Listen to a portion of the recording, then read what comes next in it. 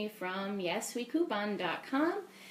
It's Wednesday night, so it's time for our couponing organization class. I hope everybody's excited and they're ready to learn some new stuff.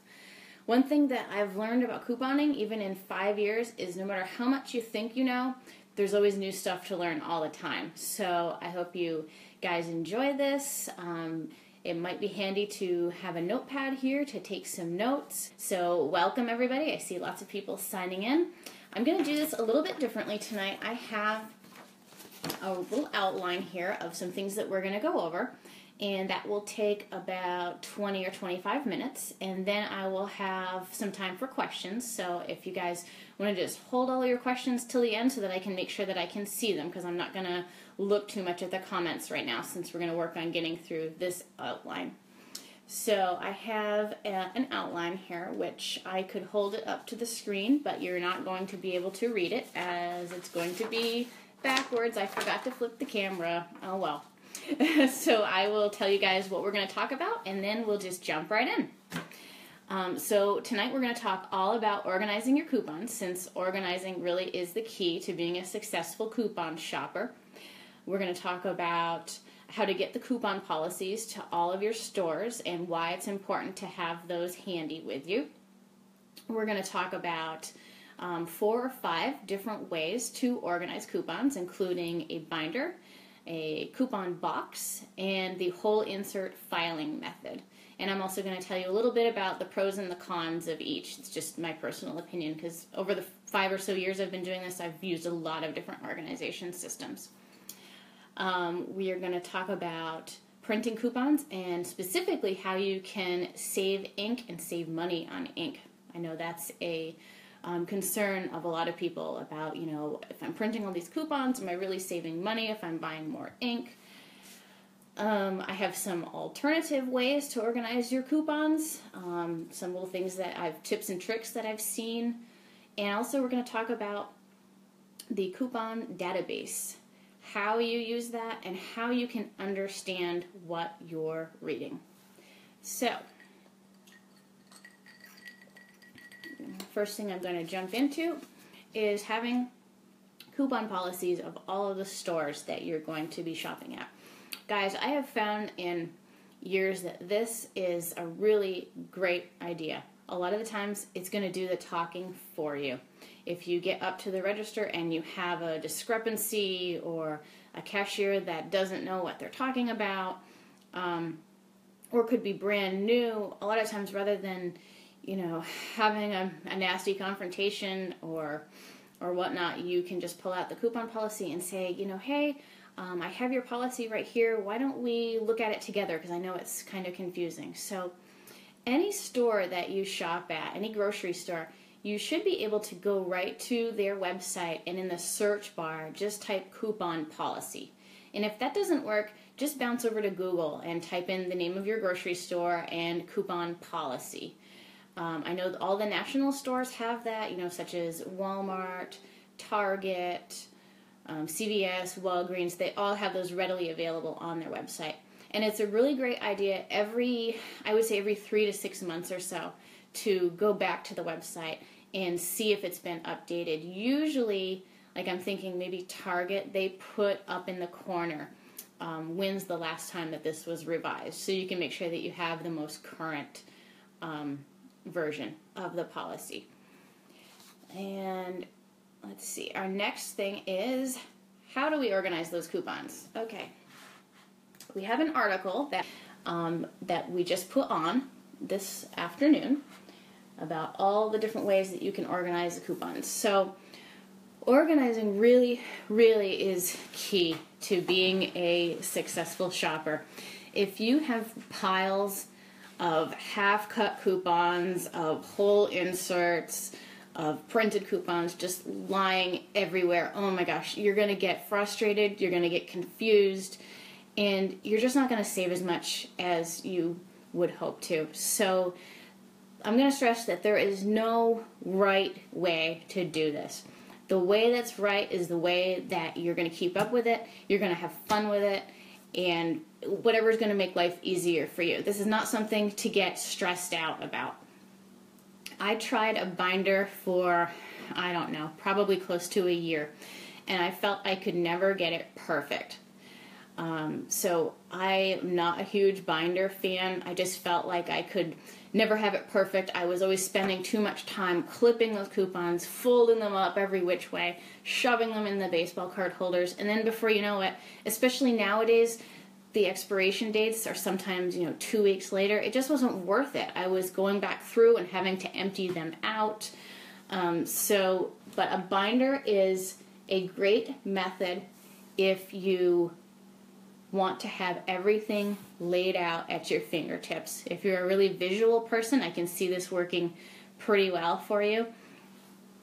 What you'll need is you're going to need the binder, of course.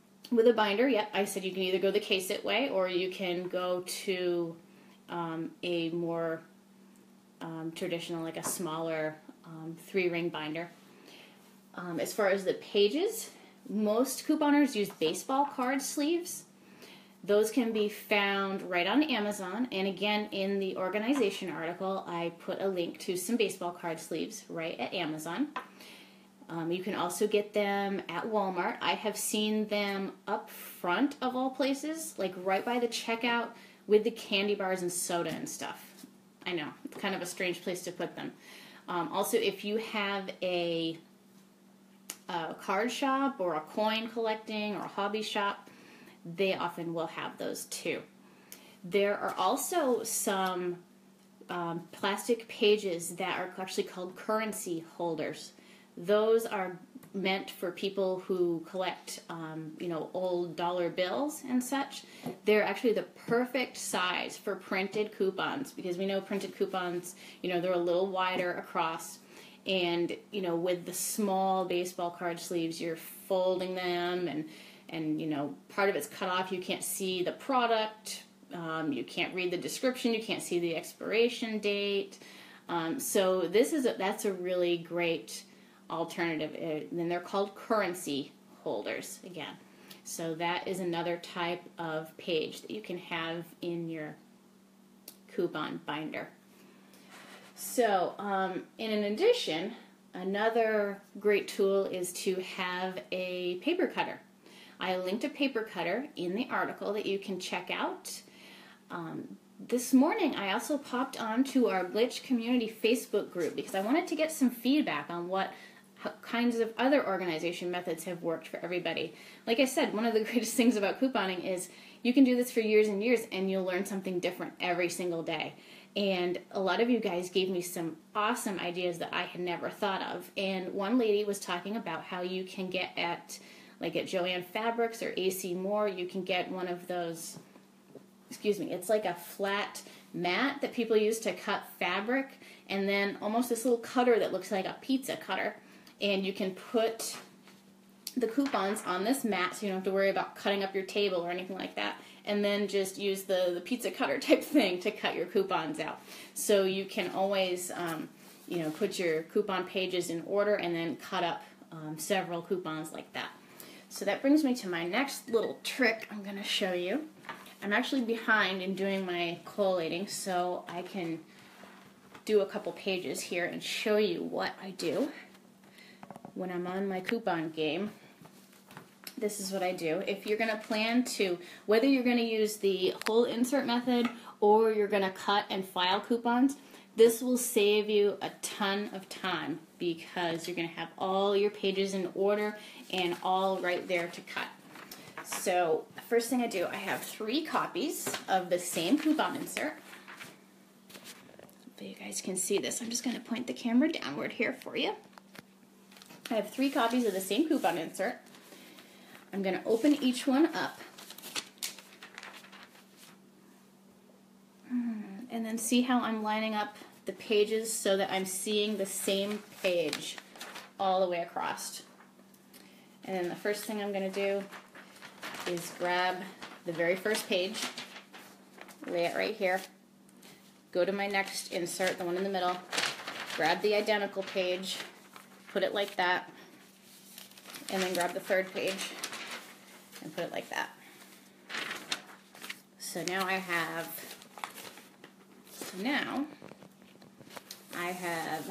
3 of the same page, all in order.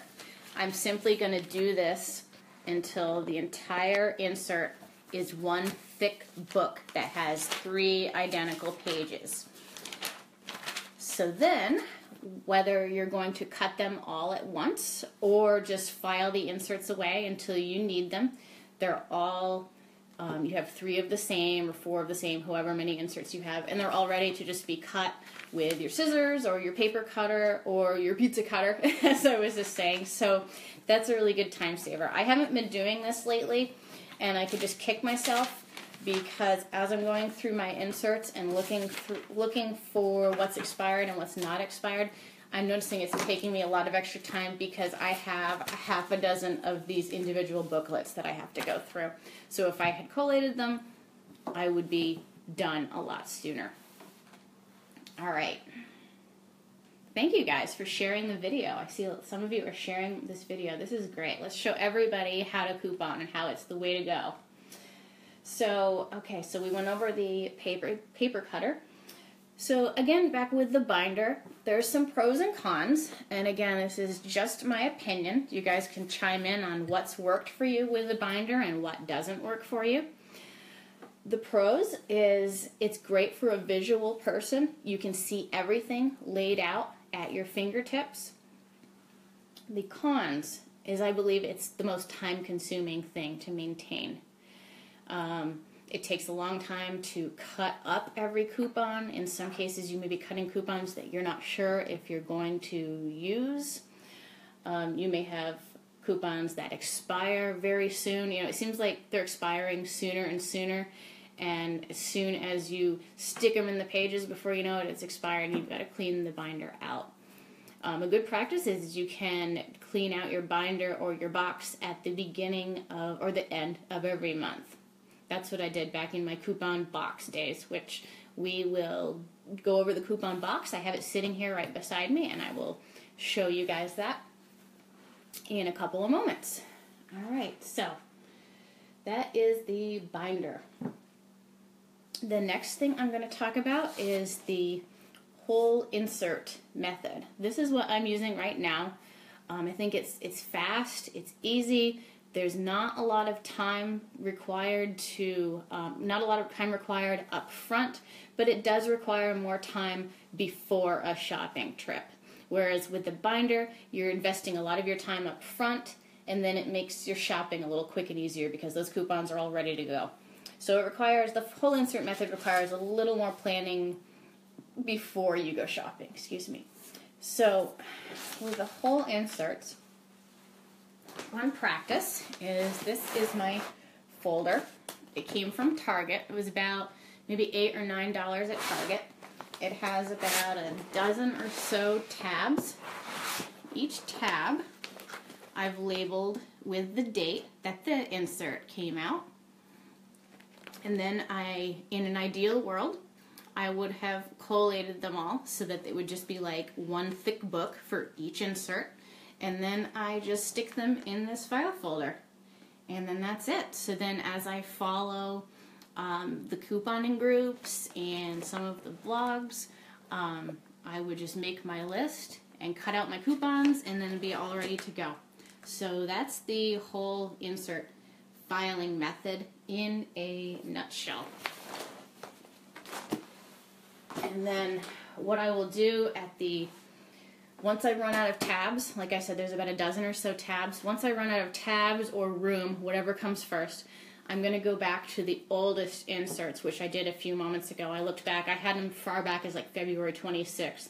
Looked through them real quick. Okay, everything's expired. And the ones that aren't expired are things that I'm never going to use in a million years. So I just tossed the whole thing in the recycling bin. And now I have a tab freed up for the newer ones. What else do I want to tell you about this? I think that is basically it. Some folks, another great idea I saw from our Glitch community group is that you can get a different type of accordion file folder for each type of insert. So you can have one for your Smart Source, you can have one for your Red Plums, and you can have one for your PNGs. And then some folks even go as far as they get one for their printables, which I thought was a really great idea, and I think I'm going to do that for mine, because right now, I have to admit, I just have my printables kind of scattered everywhere, and after I just told you guys not to do that, yeah, they're kind of everywhere. They're on my desk, in my office, they're down here on the dining room table, they're in my kitchen, and it kind of is frustrating, because I'll get to the store, I'll start looking around, and I'll see something, oh, we need that, oh, wait, my coupon is on the kitchen table at home. Okay, I guess we're going to make another trip back. So that's another idea, is getting a file folder for each type of coupon. You know, your Smart Source, your Red Plum, your Procter & Gamble, and then for your printables. You could even take the printables and also have a file folder for printables, and then you could also make it kind of a combo and put your store coupons that you get in there. Like sometimes I don't have them in within reach, so I can't show you, but I get Kroger store coupon mailers. They send you books of store coupons every now and then. I could put those in there too, so that I'd have everything right there. And a lot of people have asked, do I bring this to the store? Yes, I do. Most of the accordion file folders, they snap shut. They have a little band here that keeps it from opening and flying all through the parking lot and you chasing coupons across the parking lot. Not that that's ever happened to me. It's more like I chase receipts across the parking lot. I'll need a receipt for an Ibotta rebate or something, and it flies across the parking lot, and I really have chased it down before because I gotta have that quarterback, you know? So, anyways. So you can take this with you. Just put it in a pretty tote bag or something. I know a lot of us couponers, we love Victoria's Secret. You get lots of free tote bags with your purchases. And it's a great use of those tote bags. They're stylish, they're pretty, and just stick your coupon organizers in there, and then you're good to go. All right, so that is the insert method in a nutshell. So here's a couple of hybrids that you can do. One hybrid method I haven't seen used all that often, but I think somebody in a group mentioned it a long, long time ago, and I thought it was really interesting. We always get deals on Ziploc bags, so there's always stock-up deals on those. One idea is to take a Ziploc bag, cut up all of your coupons, and organize them in a Ziploc bag. Like you take a Ziploc bag, take a Sharpie, write Procter & Gamble 4/2/2017. And then you'd have all of your coupons all cut up and stored inside that Ziploc bag. So that's one thing. All your coupons are ready to go. It's kind of like a hybrid. It's kind of halfway between the binder and halfway between the whole insert method, because you're not filing them away, but you have them handy at your fingertips. If you were going to do that, I would recommend that you make your list up front and pull out your coupons, rather than being that crazy lady that's at the store leafing through 1,000 Ziploc bags looking for the exact coupon that you need. So that's the Ziploc baggie method, and you can read a little more about that at our organization article, which Aaliyah has that pinned to the very top of this thread for us. And the last thing is a coupon box. A coupon box tends to be really kind of growing in popularity. A lot of people in the Glitch community group love the coupon box. If you join the group and look for our thread on coupon organization, you'll see lots of really cool pictures that people have sent in and shown us how they organize their coupons. There's some really great ideas in there. I love seeing how other people do it. So with a coupon box, you could even just take a plastic shoe box. You know those plastic little shoe-size boxes that you can get at Walmart that you can store, just about anything in? It has a lid on it. Just get yourself one of those. You can make up some mini file folders. In the organization article, I stuck in a link of where you can get some little mini file folders, and all you can do is just label them with your categories. So you can take file folders, or you can even take envelopes. If you do file folders, I'd recommend that you laminate them because they're going to take a lot of wear and tear between you and a recipe box. Yep, you can also use a recipe box. That's a great idea too. I'd recommend that you laminate them because they're going to take a lot of wear and tear with you flipping through them while you're at the store and putting coupons away and taking them out and whatnot. Envelopes you can definitely use. That's a good budget-friendly way to go, but you're probably going to replace them probably every few months as they get ripped and torn and bent and all of that kind of stuff. So that's the coupon box. The last thing I'm going to show you here. This was my baby for many years. It's held up extremely well. Back when I had tons of time to clip and file coupons, this is what I did. This box, here, hang on a second. I'm going to snap it closed so you can see what it looks like when it's closed up. It's like a fabric, almost looks sort of like a tackle box. This fabric box, in here, I have lots of little file folders that I made up with cute little printed paper. I laminated all of them and wrote my categories. And you can put in your insert coupons and your printed ones. It has a little mesh storage thing here that you can put your scissors or your notepads or your store flyers and all of that. If you'd like to buy one of these organizers, the company that does this is still in business. It's called Jen's Coupon Boxes. So it's Jen with 2 N's, couponboxes.com. So it's a minimal investment, but if you think this is going to be the way to go for you, you can always try the coupon box for a couple of months and, you know, a low budget one like with the plastic shoebox and see how that works for you.